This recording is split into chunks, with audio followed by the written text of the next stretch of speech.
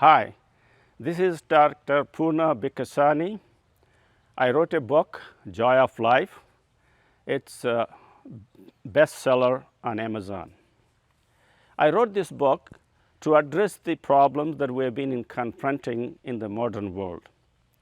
We have entered into a new world in the 21st century that is totally different and needs a lot of different approaches to live happy and contented. Therefore, I wrote this book with certain points in mind. This is a world where internet as well as fast communications, open markets have united the entire earth into one global village.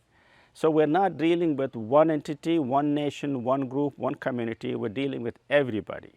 And the principles that have been discussed in this book are extremely helpful for you if you can follow them.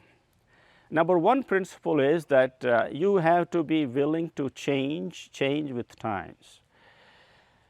Living or thinking about what you acquired from your parents or teachers, past society is no more valuable. Most of that is changed. So, you should be willing to understand what is happening in the new world and change accordingly, form new habits, attitudes and behavior patterns. I have worked very hard in my medical practice for about 3 to 4 years, pillar to post and no rest, working 24/7 between 2 hospitals, 2 clinics and as well as emergency calls. At that time, I read a quote from a Chinese philosopher Confucius, and which said that if you love your work, you don't have to work a day in your lifetime. And that I took it literally and hopped on it for about next 10 years to find out what are the things or principles that we can implement in your work so that we should be able to truly allude to that motto. In that regard, I have discovered certain tools of happiness that has been discussed in my first chapter of the book. And the other things that have helped me immensely is to realizing the fact that somehow you got to either spot them early, spot the conflicts early as they surface, or avoid them altogether, or resolve them as soon as you can. The reason is conflict in your mind is always an unhappy situation. The conflicts could be internal, whether should I do it or not to do it, whether it is agreeable, not agreeable, whether I would say yes or no. So many things that we are always conflicted internally, and those things got to be minimized and resolved as best as you can. And likewise, any conflicts that you are struggling, whether it is financial, social, psychological or relationship conflicts within the family or outside, you must try to conclude them as best as you can with keeping the mutuality and common interests in mind, because conflicting mind cannot be happy and contented. Afterwards, one of the most important things that is also discussed in this book as a separate chapter is the idea about purpose of life. It sounds big, it sounds complicated, and truly I struggle with what exactly purpose of life is. There is no easy answers I could gain. It is not necessarily divine, it is not necessarily from gurus or priests that you can get. I figured out the purpose of life is very simple. Either you help yourself, which we do all the time, which is rightfully so, or we are helping others. As soon as this principle is clear to me, it is like a aha moment for me, and truly I was able to see everything with a different attitude, different outlook, and I was able to be happy and contented for what I do, what others do, what I see, and understand others better. So, the next thing I found out that the most useful to be happy and contented is to set up some goals. Goal setting is more important in this world than ever before.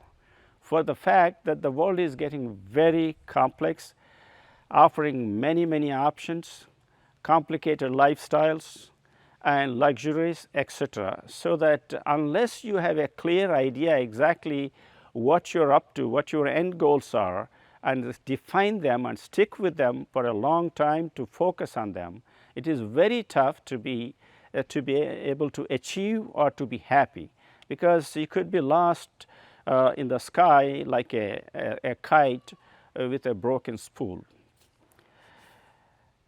The next important thing I found in my life is applying some self-affirmations. Self-affirmations made me the happiest man possible for last 35 years. Just to give you an idea about one affirmation of the 10, which is all discussed in this book, is that I say anybody when I meet everybody that I feel great. Even the fact very time I say great, I don't know what it is, I feel immensely powerful and stand up straight, spread my shoulders, look straight, good shake hand, smile, and happy juice run in my blood. And imagine this is happening every time you meet everybody, how the day feels like. And likewise, I have discussed several other affirmations in this book. You can form your own based on your needs, your habits, your likes, your love. But this is one important thing, unquestionably helpful in your life. The last item that I would like you to be aware of is committing to help others. This humanity, like Homo sapiens we are all one race. We have come with the same roots. We all share the earth, the universe, air, fire, you name every resource we share.